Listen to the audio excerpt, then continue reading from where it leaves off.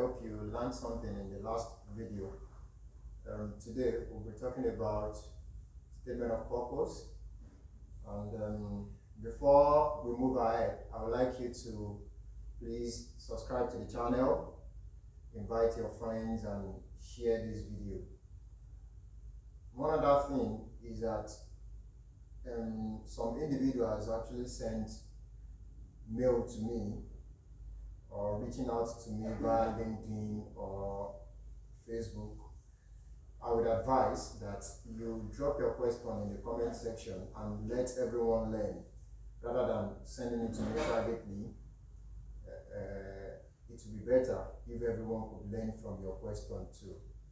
So today, moving forward, we have the statement of purpose, and this is going to be a very short one. However, in the subsequent videos, we'll still be talking about statement of purpose because this is very, very essential, very crucial to win any scholarship. It is very, very, very important because this is one of the should I say identity, or one of those things that is going to speak for you within the admission committee. And the admission committee want to see something that is so unique about you, so unique, that make you different from all other applicants of the program.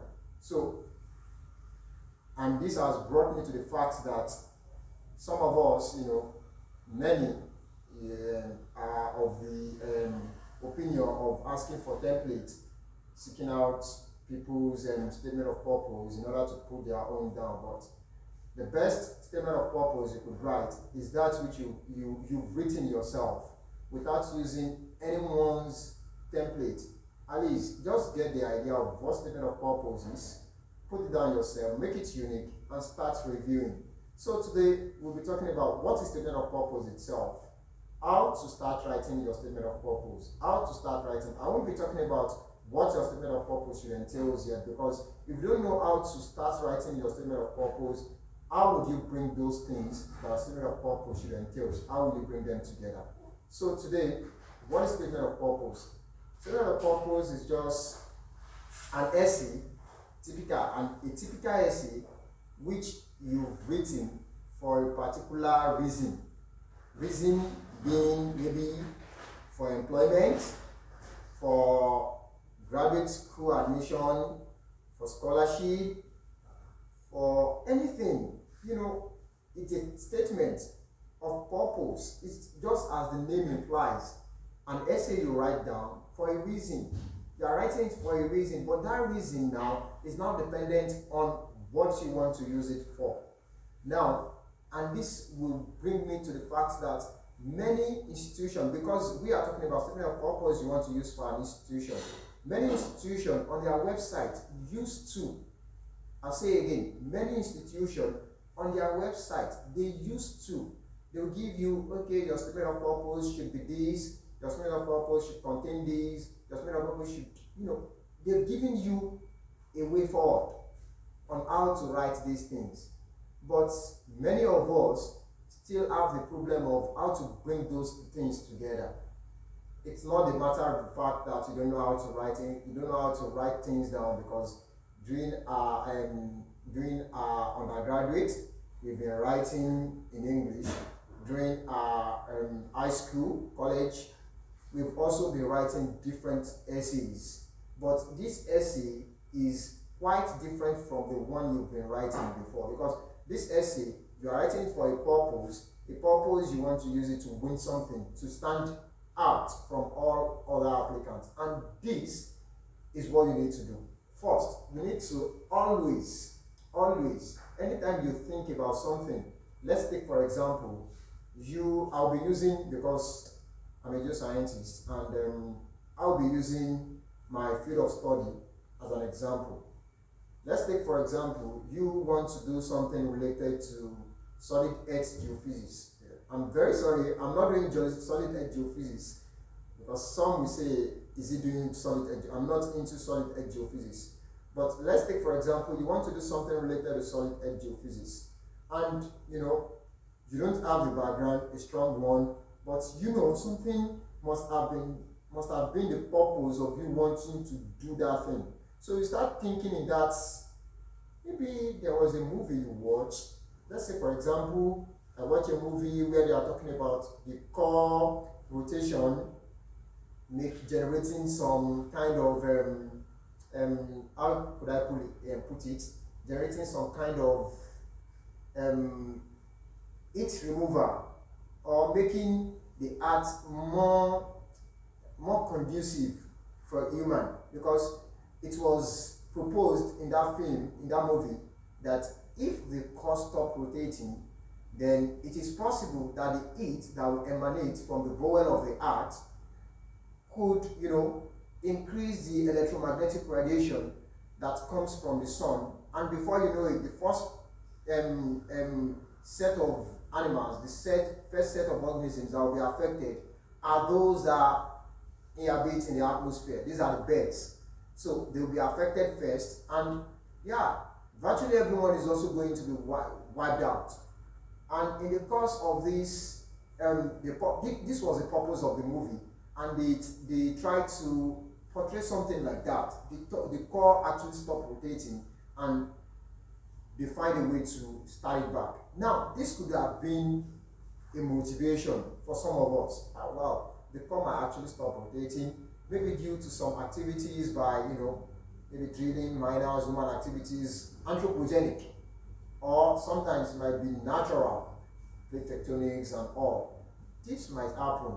So you want to see how you could, try to check the environmental impact assessment in field. These are motivation. Let's take another one. Let's say you want to do something related to petroleum, and you are someone that is data driven, and you've noticed that in the petroleum industry there is actually problem of data complexities, management, not only in terms of management, but making decisions with those data.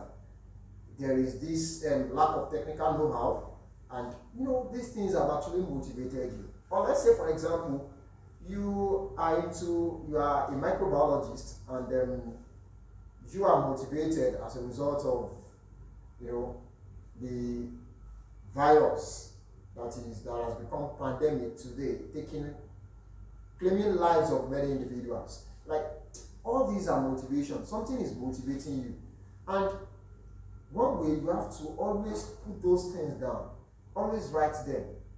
Like I said, I'm not talking about what should be in your statement of purpose, but I'm trying to cite an example of how you should think, because before you can think of what should be in your statement of purpose, you must have been reminiscing on some things. You must have been going back and forth on getting what you want to write. Believe me, the reason why I want to withhold what should be in your statement of purpose is because sometimes we used to think those raw data we have within our ends are not useful. But believe me, they are useful if you put them in a way that would be convincing. You have to learn the art of storytelling. You have to learn it, because sometimes you think, because I've sold rice, and during my high school I had to sponsor myself all through selling stuff, doing some kind of part-time work, and this might, to you, it might be useless to what you want to use it for. But believe me, it might actually serve a purpose. That is, a purpose in the sense that you've been an independent person, such that you've been handling stuff on your own. That means you could be trusted. You could be entrusted. And this, to you, it's useless. That's why I said you have to learn the art of storytelling. Now, another thing is talking about your school, your background.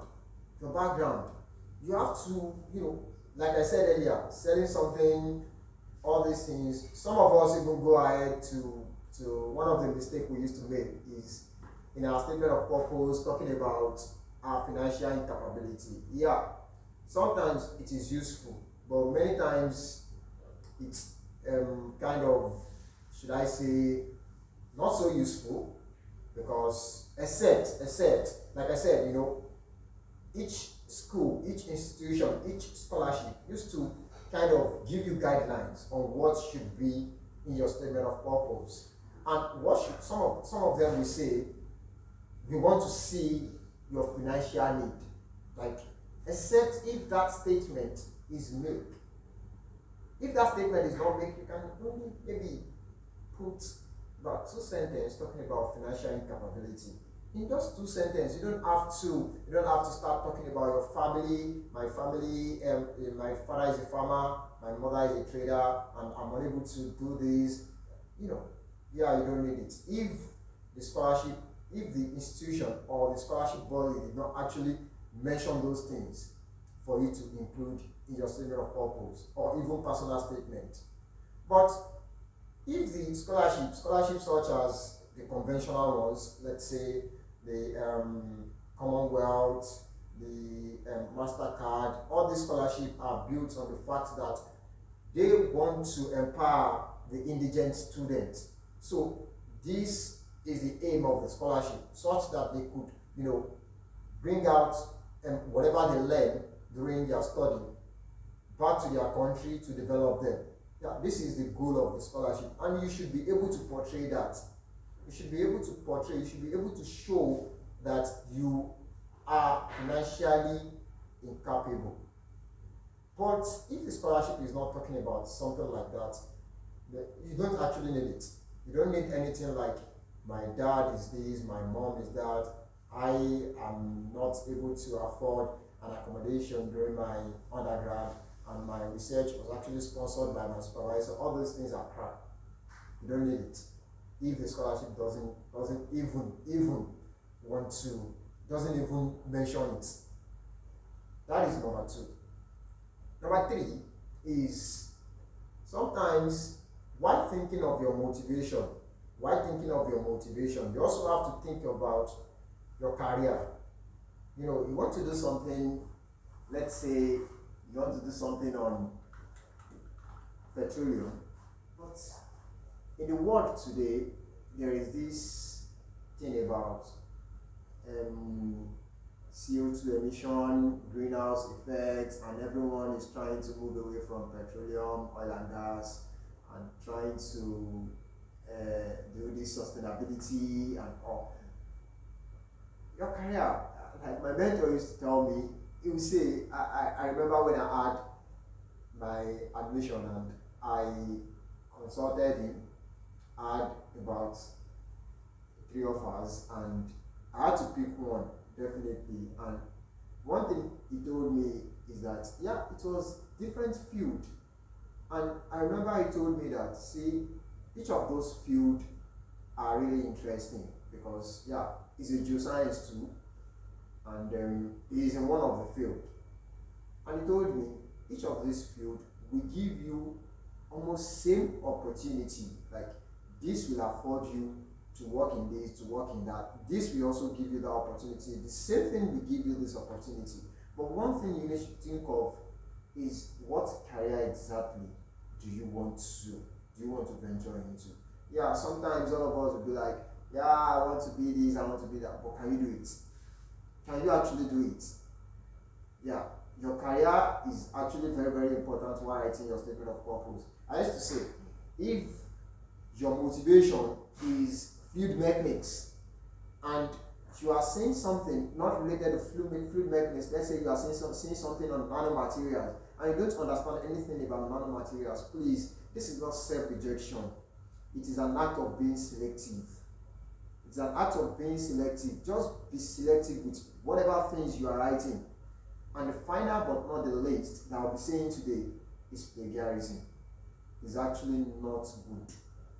It's not good at all. Because in graduate school you want to go is a place where you'll be trained. Like, they do not even expect you to have that habit of doing plagiarism. They don't expect you. But if in any way you are, I'm very sure you are going to learn when you get there. But one thing you should try to do is improve your writing skill. That's the first thing. Learn the art of storytelling. The art of storytelling, you have to learn it. There is a way you put things together.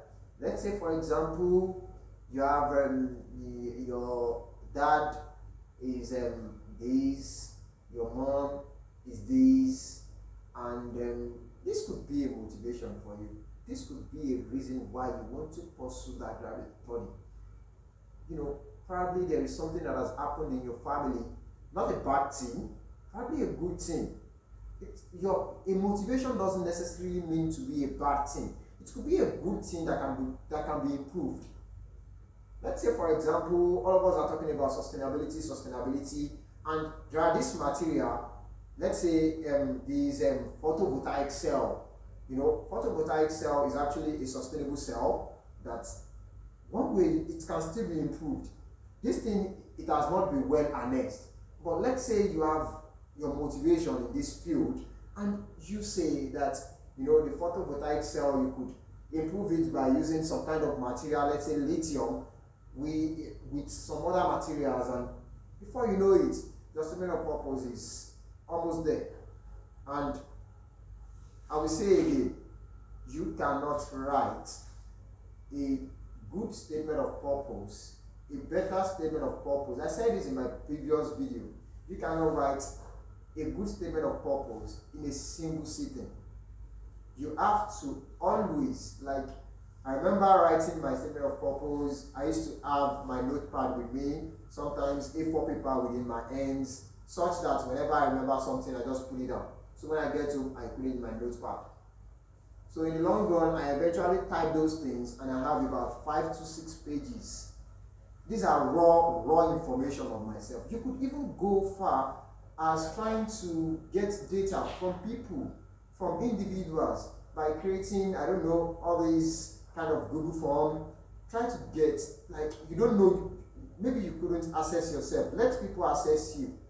Let them. I remember applying to a particular scholarship during my undergrad.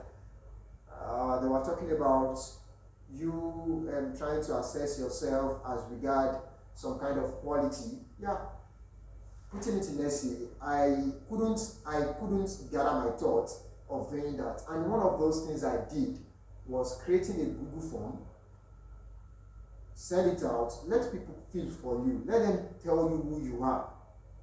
Sometimes this help, at least you could get some data for what you want to write. This is one of the ways to start writing your statement of purpose. You don't have to always rack your brain that you want to finish it at a time. You can write it today, stop, take it next tomorrow. Next tomorrow, some other raw data will have come in, then you put it down. You don't have to start, I want to finish this statement of purpose today. No. It is not done that way. It is not done that way. You have to be intentional with whatever things you want to do. You have to be very, very intentional. Like, write some today, tomorrow maybe you talk about your background, next tomorrow you talk about what exactly do you want to do. In the coming days, you talk about what is your career goal. And this is how you deal with it. This is how you deal with it. And with this, well, I believe you must have learned something on how to start writing your statement of purpose. And in the next video that will be coming out soon, we will try to see what a statement of purpose should entail. And in the next one, we will actually use a sample statement of purpose to explain what we said your statement of purpose should entail, and how you could organize it, because there is one thing about statement of purpose too. There should be an organization. There should be a kind of hook between one sentence and the other. There should be a kind of hook between one paragraph and the other, such that each paragraph is being linked to each other, and such that each sentences are communicating something that if I read from back and forth, I could understand at any point what you are saying. This is what the reviewer wants to see. Exactly. And sometimes you think some schools will waive TOEFL, IELTS, nobody should write it. Yes, they have the way of taking your English, because already you are writing your statement of purpose in English, and they want to see what level of what's your level of communication in terms of English language. This is one of the ways to check it too. Your statement of purpose is not only serve the purpose of you applying to that scholarship alone. It's not only serving the purpose of talking about what you want to do. It's not only serving the purpose of trying to boost your profile in the front of the admission committee. It's actually serving a purpose to measure your intelligence quotient. It's actually serving a purpose of measuring your communication skill. Because this thing is what you've written yourself. Please don't go ahead and start telling people to write for you. It's very, very wrong. Because graduate school year I have, nobody is helping me with any assignment, nobody is helping me with any project. And this is one of the ways you could develop yourself in terms of writing.